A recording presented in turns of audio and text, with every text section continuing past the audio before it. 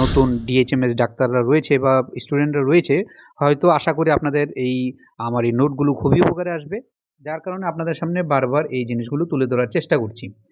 ও জলের মতো পাতলা থাকে, নাসাস্রাবে হেজে যায় তার নাকগুলা এবং জলের মতো আ সর্দি নাক দিয়ে ফোঁটা, ফোঁটা পড়তে থাকে।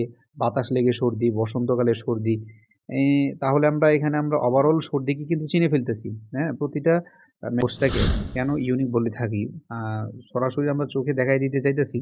যেমন দেখেন এখানে অ্যালেন স্কিনারের আমরা এলিয়াম সেপাটা যদি এখানে দেখার চেষ্টা করি এবং এলিয়াম সেপার মধ্যে যদি দেখি যে জিবি কিনোটস এর মধ্যে, তখন দেখেন এই যে হেই ফেভার কিনোটস এক কথায় কিভাবে উল্লেখ করেছেন।